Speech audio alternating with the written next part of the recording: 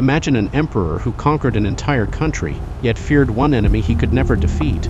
Before his death, he ordered something extraordinary to be built beneath the earth, a second world for his afterlife.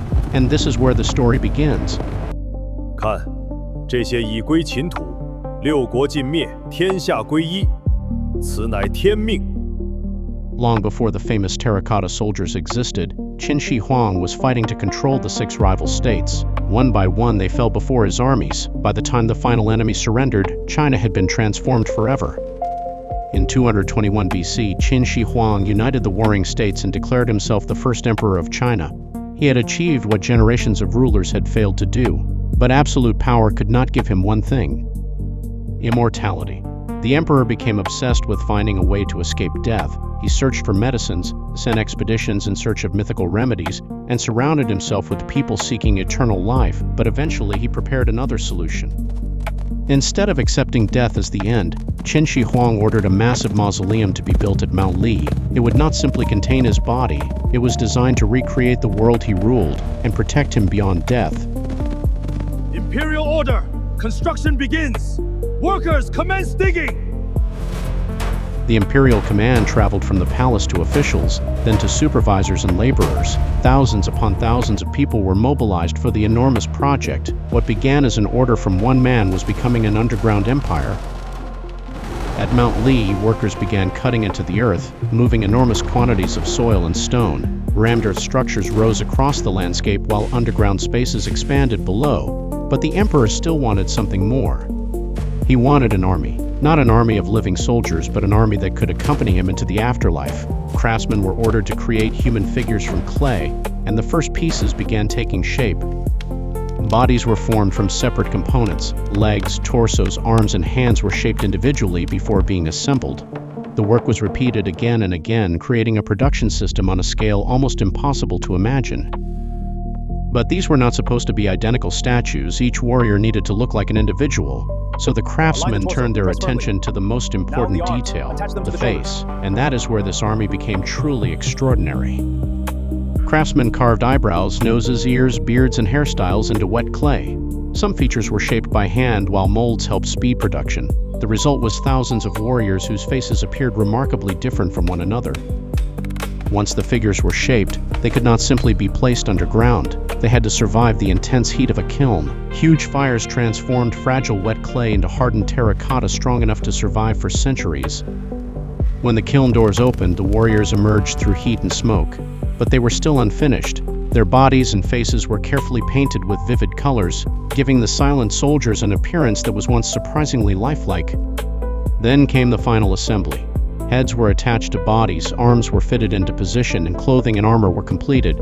One warrior became dozens, dozens became hundreds, and eventually an enormous army stood ready. But an army without weapons was useless. Deep inside the workshops, bronze workers heated metal and poured it into molds. Swords, spearheads, arrowheads, and other weapons were produced with remarkable precision for the emperor's underground forces. Those weapons were not decorations. They were placed alongside the soldiers in the underground pits. Infantry stood in formation, officers were positioned among them, and horses and chariots joined the ranks.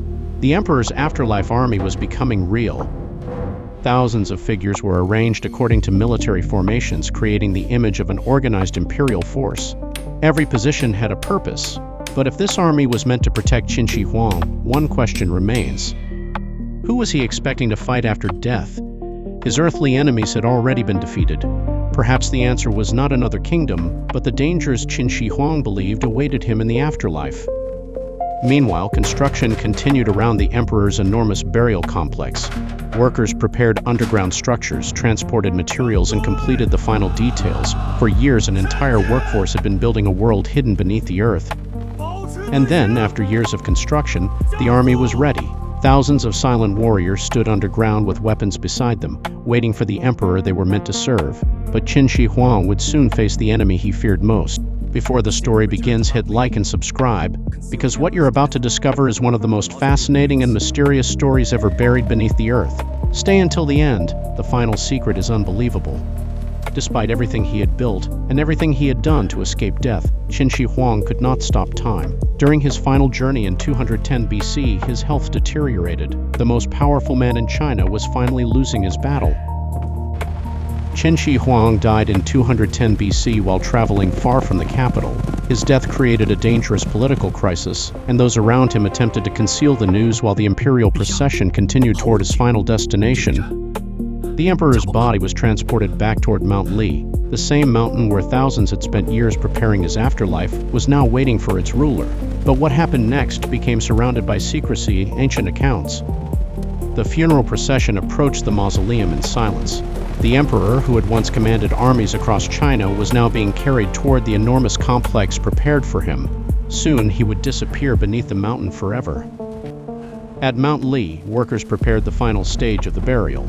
The emperor's remains were taken toward the underground complex while the surrounding construction site fell into a tense silence.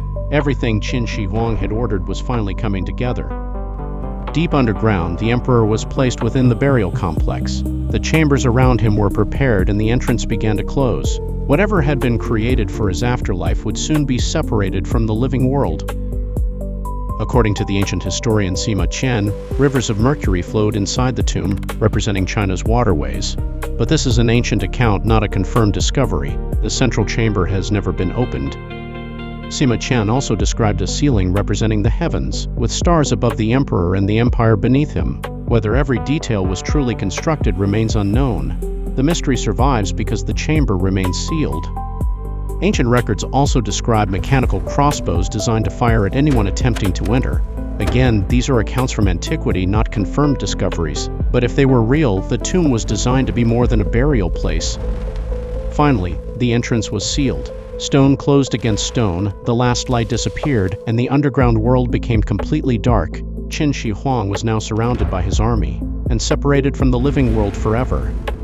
But the empire Qin Shi Huang had built did not survive him for long. Rebellion spread across China, political control collapsed, and the dynasty that had united the country began to fall apart with astonishing speed. Among the rebels was Xiang Yu, whose forces eventually attacked the mausoleum complex. The place that had represented Qin's absolute power was now caught inside the violence of a collapsing empire. Fire swept through the structures above the underground pits. Wooden beams collapsed onto the Terracotta Warriors, smashing heads, arms, and bodies. The army that had been created to protect the emperor was being destroyed by the world above it. When the destruction ended, the once perfect formations were broken. Thousands of warriors lay scattered beneath collapsed timbers and debris. Then the site was abandoned, and the emperor's enormous secret began disappearing beneath the earth. Centuries passed. Grass covered the ruins, rain reshaped the soil, and generations of people lived above the buried complex. The empire disappeared from the landscape, but deep underground, the silent army remained. For almost 2,000 years, those warriors stood hidden in darkness. Their painted faces faded, their weapons remained buried, and the world gradually forgot that an enormous army was waiting beneath the fields. Then, in 1974, 3 farmers in Shaanxi were digging a well when one of their tools struck something unexpected. Beneath the soil was not ordinary rock. Something made of clay was waiting below. They carefully cleared the earth and uncovered a human face. Then another discovery followed. Archaeologists began excavating, and what started as one broken figure slowly revealed something on a completely different scale. Hundreds became thousands. Rows of warriors, horses, and weapons emerged from the earth, revealing an underground army built more than 2,000 years earlier. Yet the greatest mystery was still waiting beyond them. Because the central tomb of Qin Shi Huang remains unopened, we have found the army he prepared for eternity, but we still do not know exactly what lies inside his final chamber. And after 2,000 years, that mystery remains sealed.